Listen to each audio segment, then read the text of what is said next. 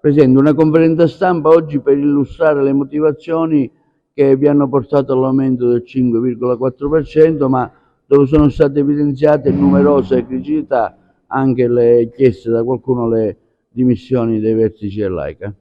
Sì, oggi abbiamo fatto una conferenza stampa, come dicevo poco fa, che è chiarificatrice di quello che alla fine sono state le motivazioni per le quali noi sindaci che eravamo presenti abbiamo votato questo aumento. Io personalmente avevo presentato una proposta di non aumento, che però avrebbe poi successivamente nel bilancio di AICA ha creato una perdita di 4 milioni e mezzo che poi sarebbe stata ripartita tra i comuni.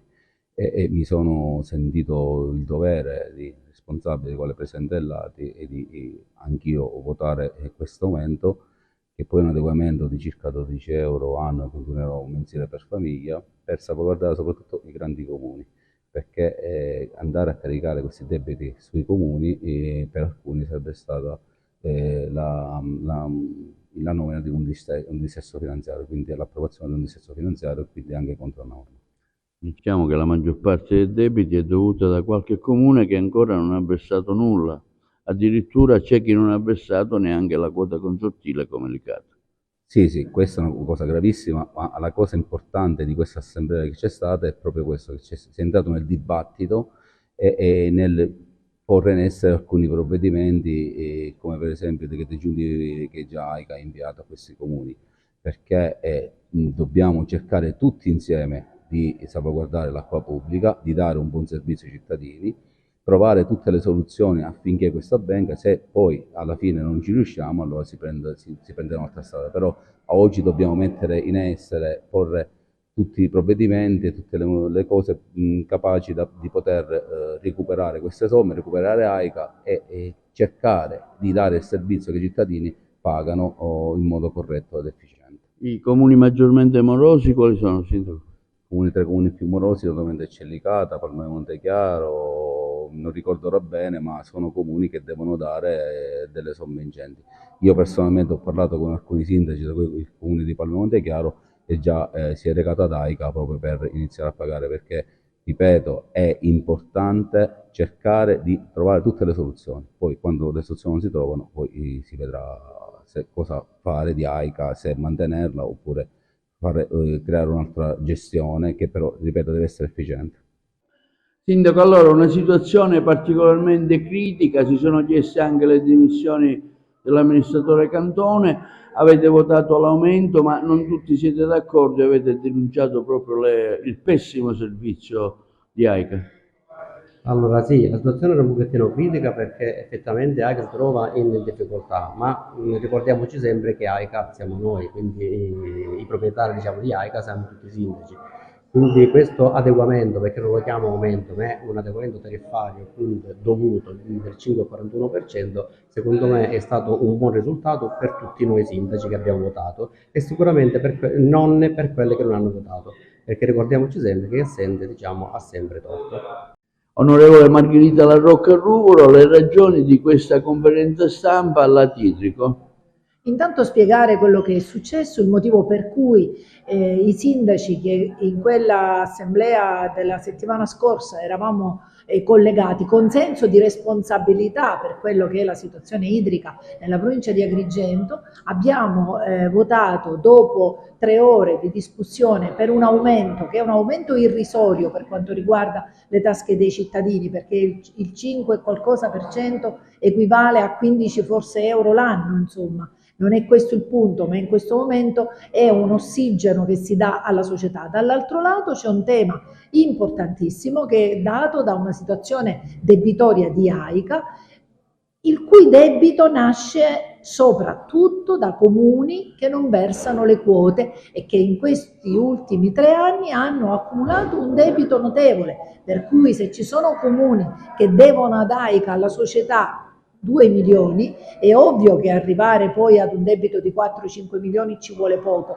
e allora noi oggi dobbiamo prendere coscienza di questo, veramente l'avevamo già presa coscienza ed era già stato detto cosa dovevamo fare, si è tergiversato senza arrivare a nessun risultato. Oggi siamo ad un punto di non ritorno, i comuni che fanno parte di AICA devono pagare e mettersi in regola con i pagamenti, perché da questo ne scaturisce la situazione poi debitoria della società e inevitabilmente poi l'aumento della tariffa e tutto quello che ne viene. Dall'altro lato c'è un problema con ARERA, nel senso che noi queste tariffe le dovevamo già approvare perché ARERA lo impone e quindi c'è come dire, un controllo nazionale. Lo dovevamo fare a luglio scorso e non l'abbiamo fatto, lo dovevamo fare entro marzo e non l'abbiamo fatto, aprile era una data massima, una data ultima, e quindi abbiamo cercato con senso di responsabilità di salvare in questo momento entrambe le cose. Però se i comuni debitori continuano a non pagare, noi siamo costretti, diciamo, a fallire. Una cifra esatta dei debiti, per esempio.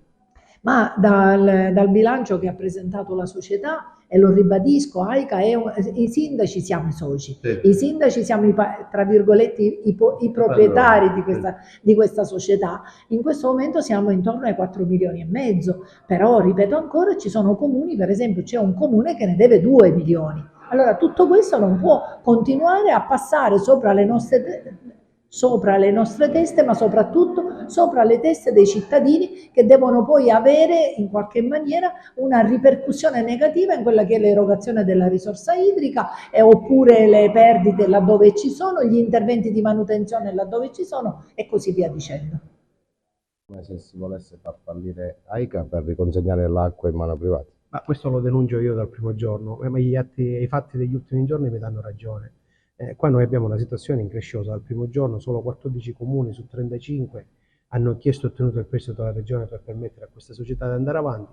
Molti degli stessi comuni che non hanno la più pallida intenzione di chiedere questo prestito sono gli stessi che sono morosi nei confronti di AICA. Noi oggi abbiamo fatto un atto di responsabilità semplicemente perché tutti i mancati introiti derivanti dal non adeguamento della tariffa sarebbero andati sui nostri comuni. Per il comune di Favara in particolare parlavamo di una cifra che si aggirava dai 400-900 mila euro. Se permettete, lezioni di tutelare gli interessi dei miei cittadini non ne accetto da nessuno.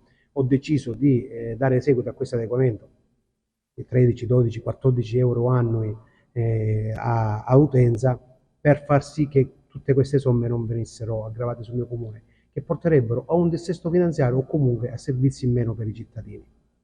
No, io ho semplicemente rappresentato una serie di cose, tra le quali anche il fatto che l'attuale gestione, l'attuale management di AICA non ha ottenuto certo risultati brillanti.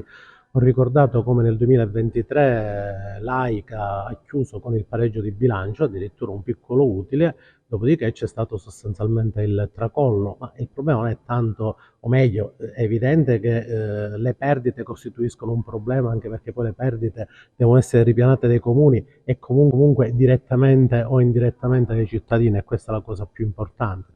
Ma abbiamo rilevato l'assenza di un'attività gestionale normale, non ci sono budget, non ci sono programmi, non c'è un programma di manutenzione, manutenzione ordinaria, pensiamo addirittura a quella straordinaria, tanti finanziamenti che si sono persi, tanti finanziamenti ad esempio che riguardano il React-EU di cui non sappiamo più nulla, e di alcuni peraltro abbiamo fatto pure le conferenze stampa annunciando con grande gioia il rifacimento delle reti idriche. Quindi è evidente che ci sono una serie di problemi che vanno risolti, ma dalle cose più banali. Poco fa parlavamo di quali possono essere le cose che devono essere fatte, ma sono tante. Parliamo, è da 2 anni che aspettiamo i contatori, non sono arrivati, ancora il conteggio a forfait, quindi in diversi comuni. Ci aspettavamo le piccole squadre di manutentori da 2-3 persone, e invece il personale viene utilizzato probabilmente non in maniera ottimale, quindi probabilmente sarebbe opportuna una risistemazione del personale. Io sono stato presidente dell'Assemblea dei Sindaci per 3 anni e da subito ho chiesto ad esempio non tanto la pianta organica, ma la mappatura della struttura organizzativa, chi fa che cosa, per individuare quello che è il fabbisogno aziendale. Poi per carità si può arrivare anche alle assunzioni se è necessario, se occorre, ma tutto nasce da una mappatura della struttura organizzativa che l'azienda non ha mai fatto, nonostante i numerosi solleciti.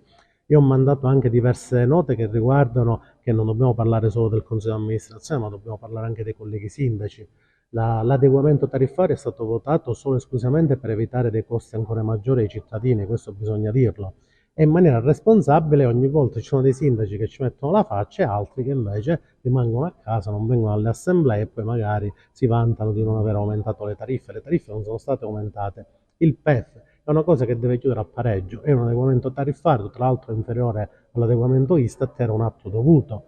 Poi è vero che AICA deve migliorare, sono tantissimi i profili di inefficienza ai quali abbiamo fatto più volte riferimento e dei quali ci aspettiamo l'immediata risoluzione. Quindi è un problema manageriale, ma ricordiamoci anche la carenza di liquidità, la carenza finanziaria che deriva dal comportamento improprio di alcuni comuni.